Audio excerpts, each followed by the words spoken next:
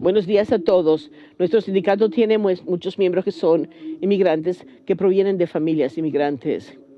Como trabajadores en atención de la salud, nos preocupan aquellas personas que reciben nuestros servicios, de cualquiera que sea de donde vengan. Por esta razón, NUHW ha tomado ciertas posiciones en el debate de inmigración para aquellos inmigrantes que vienen escapándose de violencia y abuso, para familias que han quedado separadas, niños malnutridos.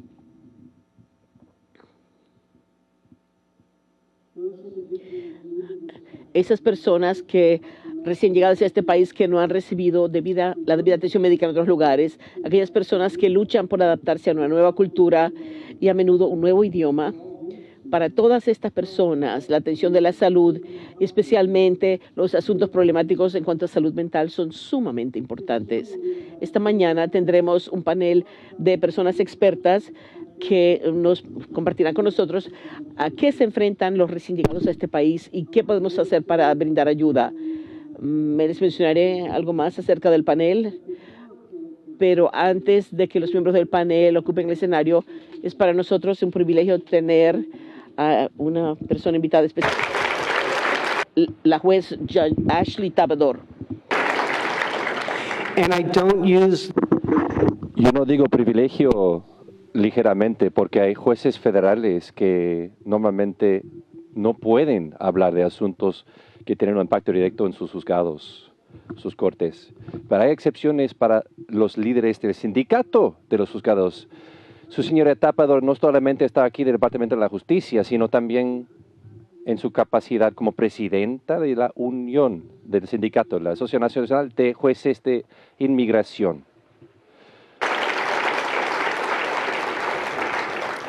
She is one of only a couple of federal judges. Cuenta entre pocos jueces federales, dado las pautas en decisión que tiene el permiso de hablar de los desafíos sin precedente al sistema de inmigración y los juzgados que han quedado involucrados desde que la administración Trump tomó el liderazgo y Jeff Sessions se puso de fiscal.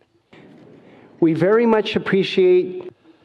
Con gusto vemos que tomó una pausa de su horario tan pegado de estar con nosotros. En alzar el ritmo de deportaciones se están poniendo cuotas en jueces, ordenándoles oír 700 casos anuales o encarar que lo voten. Su señorita Tabador tendrá muchas cosas a decir entre esas cuotas injustas que están programadas a empezar dentro de 7 días. También quiero escuchar cómo el sindicato de ella utiliza entonces sus convenios colectivos de unidades de negociación para luchar para justicia, no solamente para los miembros socios de ella, sino para las partes que comparecen delante de ella en los juzgados. Parece que hasta los jueces necesitan un sindicatos.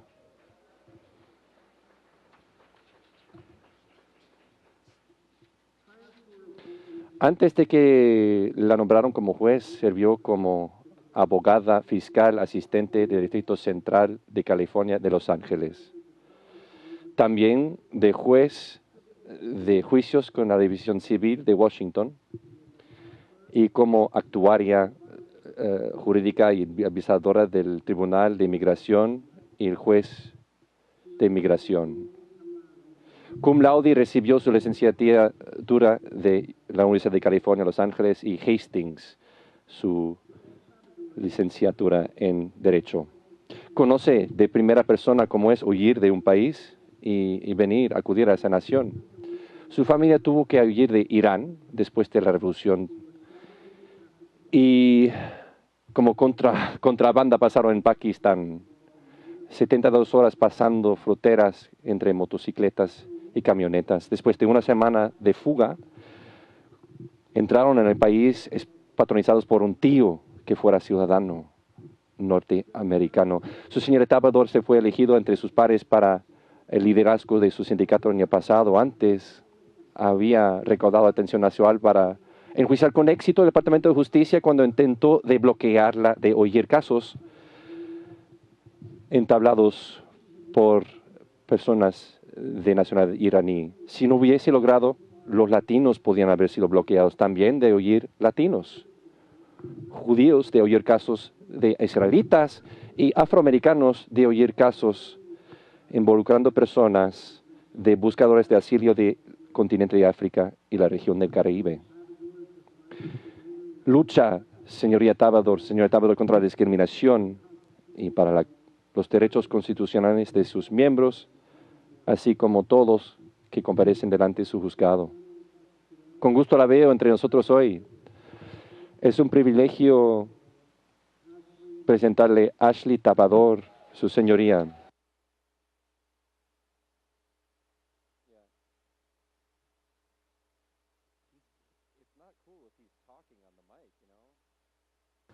Buenos días, tantas gracias por esa presentación tan maravillosa y simpática. Gracias a ese sindicato por invitarme a comparecer. Es un honor verdadero estar presente entre líderes tan fuertes de la comunidad. Y francamente no es cualquier líder, una persona de aquí, pero ustedes, con respeto, veo que podrían haber pasado este domingo con sus familias, gozar, aprovechar el fin de semana, pero están conmigo. Están entre nosotros para un fin más grande que uno mismo. Es por personas como usted y los que nos apoyan que el mero concepto de fin de semana existe. Un turno de 8 días de trabajo, prohibición contra obreros niños, labor infantil, beneficios pagados. Y en un entorno de tanta austeridad contra los sindicatos de Washington, D.C., de la capital, tengo que decir que quedo muy agradecida que ustedes me hayan permitido hablarles y compartir ese escenario con el panel y estar codo a codo con líderes tan maravillosos. Ojalá que mis palabras le tendrán alguna utilidad esta mañana. Cada discurso de intervención yo empiezo con una divulgación. Yo estoy con ustedes en mi capacidad como la presidenta de la Asociación Nacional de Jueces de Migración. Ese sindicato nacional de todos los jueces que responden al fiscal y Departamento de Justicia en cuanto a cuestiones de inmigración. O sea, no hablo del despacho ejecutivo de inmigración, tampoco del fiscal del país. Como mencioné durante mis comentarios iniciales, yo nací en Irán. Con 10 años mis papás entonces tomaron la decisión difícil de salir de Irán. Y pocos años después de la revolución, que tanto anhelaban, pero al fin y al cabo fue un desastre, porque conllevó la República del Shah de Irán. En 82 mi papá logró salir de Irán en 81 para acudir a los Estados Unidos, para acompañar a mi abuelo que ocupaba una operación del corazón. En aquel momento fue mucho más fácil venir a los Estados Unidos que buscar esta atención médica en otra parte. Entonces logró venir en 81 acá. Mi abuelo no se podía imaginar lo que tendría que hacer pocos días o años después. Esa decisión difícil entonces de huirse de Irán tomó mi madre y tuvo que organizar todo y asegurar los coyotes. Los coyotes entonces nos dejaron pasar de Irán porque ellos exigían un visado de salida. Aquí no es así, uno puede salir, no más así, pero muchos países como Irán bloquean la salida de sus ciudadanos sin visado de salida, sin permiso. Pues quedamos en la lista negra en el país, no nos dejaron salir. Entonces los coyotes nos pasaron por Pakistán. Y eso comprende varios días, como dije, en camiones, motocicletas, escondernos en cuevas, en pueblos, en la espera de que no nos pillen, que no nos encuentren. Y corriendo, claro, el riesgo de encarcelamiento o peor, por manos de las autoridades.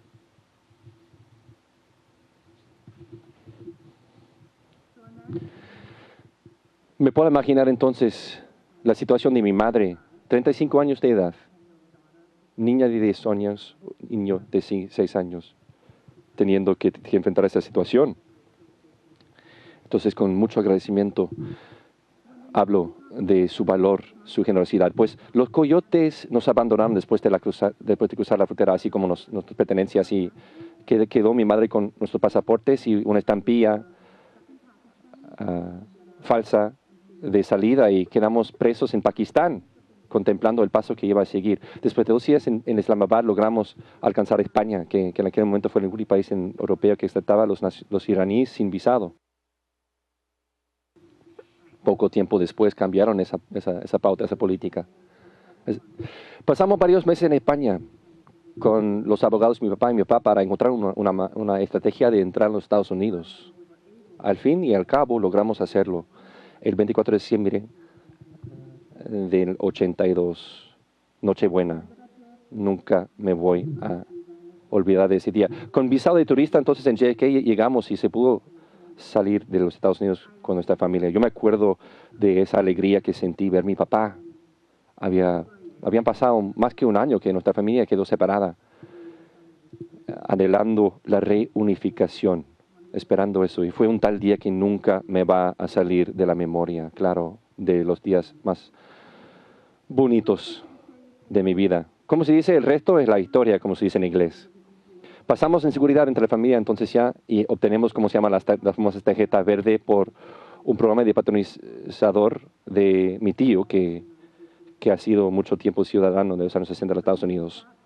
Pero hasta este proceso en aquel momento demoró mucho, 6 años para llevarse a cabo finalmente. Y no fue hasta que mi primer año de la Facultad de Derechos que me juramentaron como ciudadana americana. Y ese ceremonia de juramentación como ciudadana me abrió muchas puertas imaginables. Me permitió juntarme entre los empleados del Departamento de Justicia de los Estados Unidos como practicante del verano, como estudiante de Derechos para una práctica de unas semanas del Tribunal de Inmigración de Los Ángeles, donde ya sirvo yo como juez. Yo les digo eso no solamente para señalar que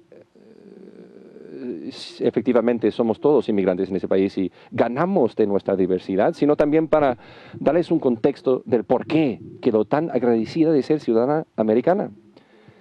Es mi hogar este país. Es por mi historia que tengo un respeto tan profundo, un compromiso tan fuerte a nuestros principios de democracia, de la separación de los poderes, nuestra Constitución y nuestro compromiso para que prime la ley en este país. Como se dice la frase, corrompe el poder y corrompe absolutamente el poder absoluto. Los fundadores del país entendieron muy bien este principio y había tentativas de prevenir eso. Y eso es muy, muy, muy inspirante. Ningún principio democrático no tendría ningún significado si uno no defendería eso. Es por lo tanto que todos estamos aquí hoy, porque entendemos todos que palabras escritas en una página, tinta, libros, son tan poderosos, eficaces que a las personas que lo repiten y lo protegen. Cuando me juramenté entonces como juez, yo juré de respetar la Constitución de Estados Unidos y las leyes de este país. Juramenté ser eso, de juez ser imparcial, fallar en casos delante de mí solamente a partir de los hechos y la ley del caso. Y yo lo dije eso con sinceridad, quedé con mi palabra. Nuestra última administración, como se mencionó en la introducción, cuando me ordenaron entonces ya dejar de oír los casos de iraníes, y ojo, es una reunión grande eso, después de ser reconocida por la Casa Blanca como líder de la comunidad iraní americana, oí que ya de golpe quiere que yo ya no oigo casos con iraníes.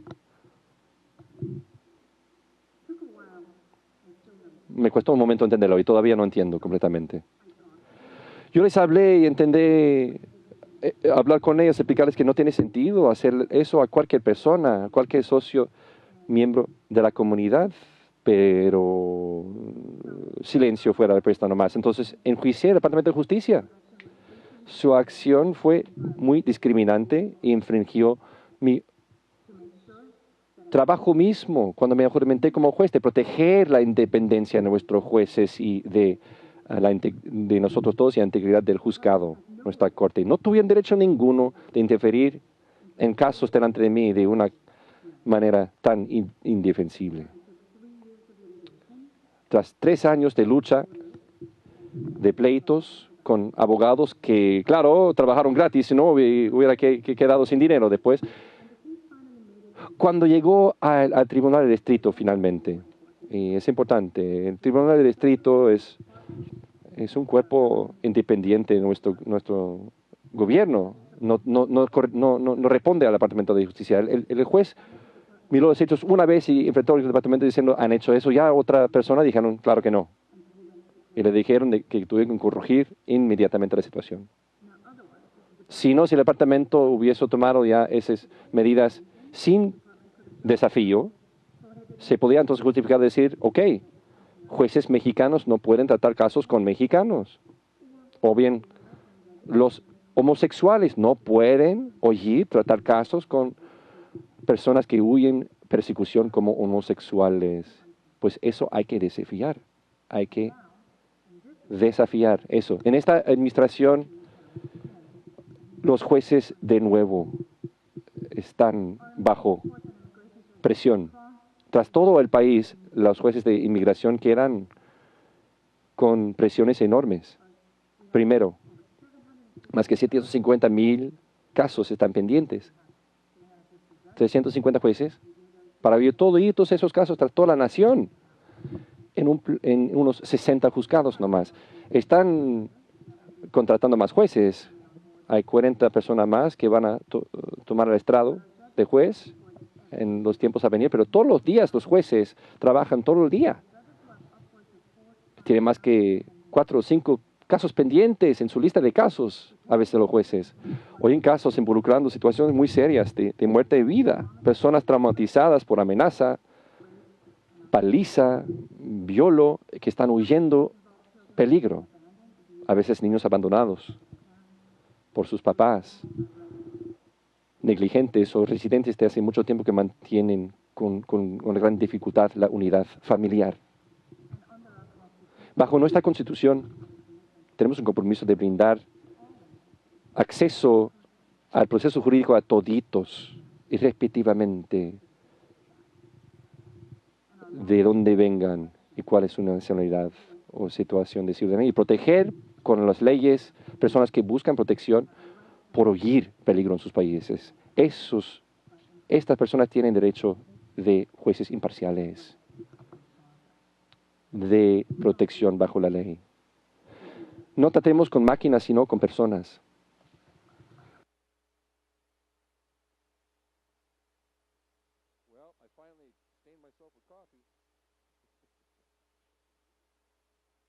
Muchas personas no entienden que nuestros tribunales de inmigración, nuestros jueces, están en una situación especial.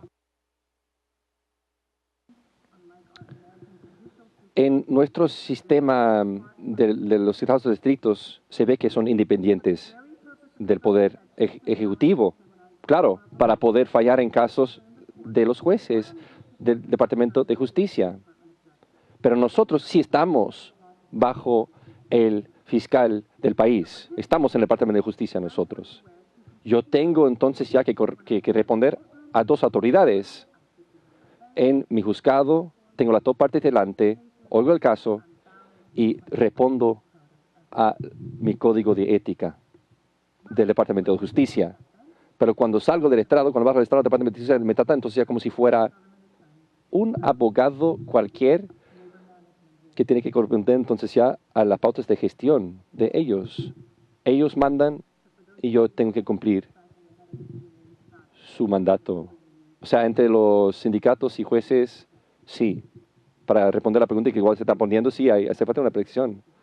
Eso hubiera sido una contradicción de términos, o sea, un conflicto de interés, un defecto de diseño. Meterle el fiscal a carga de un juzgado que suele ser imparcial. Eso nos ha causado tantos problemas que estamos encarando en esos días y hemos estado encarando durante tantos años.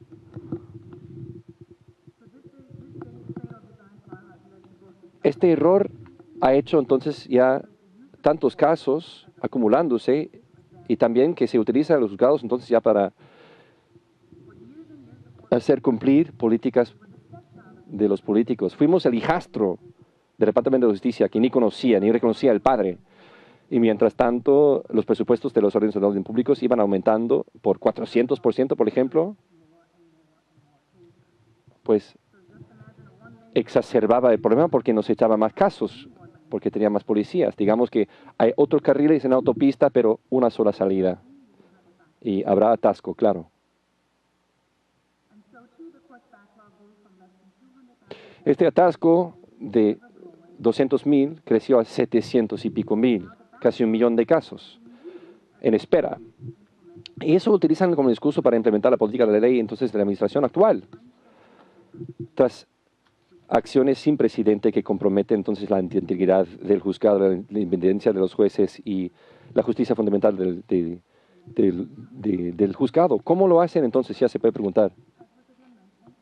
Como mencioné, menos de una semana ya, en el 1 de octubre, van a entonces entrar en una época muy oscura. El Departamento de Justicia dijo que iba a imponer unas cuotas y fecha límite para los jueces como medida de su prestación individual.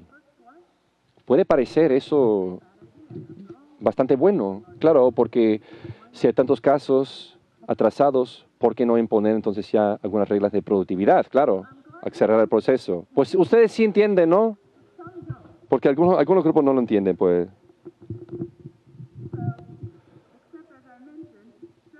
Como mencioné, los jueces no tienen la culpa. No funciona así el sistema. No se trata con máquinas, sino con seres humanos. Los jueces no suelen tener un interés personal en los casos que oyen. Suelen ser imparciales. Imparciales suelen ser. Y repetitivamente influencias externas. Es lo que esperan y merecen las partes. Pero si queremos mantener nuestros trabajos, por no ir muy deprisa con los casos o programar más casos en el canal de los cotidianos, me imagino que no será el tipo de juez que uno va a querer oyendo el caso. Por lo tanto, tribunales independientes de ramo ejecutivo, de gobierno, utilizan cifras nomás para una recompensa, no para un castigo. Estudie entonces ya el número de casos que tienen, modelos de cómo se administra a los juzgados o brindar formación cuando sea necesario. No amenacen los jueces diciendo que hay que hacer este caso si no se puede ir. Imagínense que se está compareciendo ante un juez que tiene un total de 2 horas y media para todo el caso, cuando los meros papeles requieren ese tiempo para leer los papeles, de prepararse para el caso nomás, sin hablar de tiempo de testificar, de deliberar, de repasar y fallar. Pero es lo que exige el departamento de nosotros. 700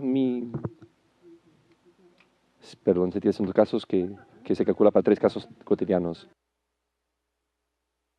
La independencia de los jueces también está bajo amenaza.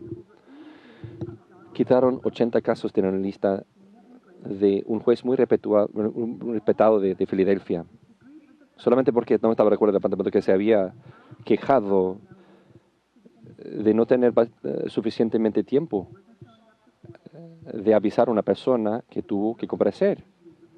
El juez ya temaba que una persona no estaba advertida de su citatorio de comparecer, pero el departamento no estaba de acuerdo, entonces ya volvieron a asignar el caso para un juez de supervisión que hizo una audiencia rápida para ordenar comparecer la persona al juzgado. Eso es falta de respeto a la ley y a los jueces. Imagínense que oye su caso un juez, pero el fiscal dice que otro juez va a estar de acuerdo con uno. Entonces ya transfieren el caso para echarle la ventaja a eso. No se puede esperar respeto a ninguno de ese sistema. El resultado de tantos errores se puede comprender, se puede observar. Se va el atasco de los casos a aumentarse aún más. Los casos demoran más tiempo porque las personas no tienen confianza en el sistema, están luchando para convencer a una persona durante una apelación. Los jueces tienen que pasar lo poco tiempo que tienen intentando ser contables, contando cada segundo del día y cada decisión que hacemos. Nuestros jueces están bajo una presión enorme y tienen mucha ansiedad y estrés. Entiendo que hay personas que brindan servicios de salud mental entre nosotros. Muchas gracias por sus servicios. Estoy de acuerdo. Cada uno puede aprovechar de un profesional como ustedes en su vida. Es un tema en el cual usted tiene mucha sabiduría. Después de esas cuotas y presiones que nos están echando el otro día, yo tuve la ocasión de hablar con un juez que me preguntó si hubiera modo de enjuiciar al gobierno para infringir intencionalmente las leyes de dolor emocional. O sea, tanto que sentía dolor emocional. Todos los jueces en el país están informando niveles de estrés muy altos, dado esas medidas indivisibles y insensatas. Nuestro trabajo ya es muy estresante, ya muy estresante el trabajo que tenemos. Todos los días los jueces están viendo de personas que tienen traumas, que están trastornados en su país ya. Hace unos años se llevaba a cabo un estudio que falló que los jueces de inmigración tienen mucho más estrés que los otros jueces y pueden padecer de cosas feas de eso por exponerse a las traumas que experimentan las personas que comparecen delante de ellos. Y yo lo puedo decir de forma personal. Hace muchos años, francamente, ya no veo películas violentas porque me parecía mi propia vida. Yo conozco esas historias del estrado, de oír lo que un ser humano puede ser al otro. Esas cuotas artificiales nos ponen aún más presión y estrés y va a crear un desastre. Pero, sin embargo, los jueces apoyan nuestra democracia aquí en ese país y el derecho a un proceso jurídico del juez para asegurar la integridad también de nuestros juzgados y la justicia del proceso. Por lo tanto, los peritos tras todo el país han hablado de una voz en apoyo de un juzgado independiente de inmigración. Desde la Asociación de los Abogados de los Estados Unidos, la Estatal Federal y la Asociación de Mujeres Jueces y los Abogados de los Estados Unidos, para citar unos solos organizaciones, están todos unidos para apoyar la Asociación Nacional de Jueces para llamar para un juzgado independiente de inmigración establecido fuera del Departamento de Justicia, independiente del Departamento de Justicia y de cualquier influencia política.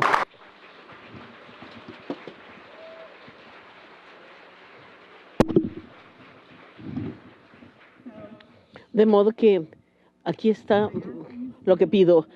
Pido que nos respalden también. Alcen sus voces exigiendo el debido proceso judicial para todas las personas, sin importar su nacionalidad. Exijan que las palabras que significan tanto se cumplan. Eduquen a sus miembros de la familia, a sus amistades, a sus comunidades acerca de estos asuntos y anímenles a que participen. Exijan a que sus representantes en el Congreso, en la Cámara de Representantes, diputados, que se saquen los jueces de migración del Departamento de Justicia y que se establezca un proceso judicial independiente. Estemos todos juntos en forma global, porque el grupo es siempre más fuerte que si estamos todos por separado. Gracias.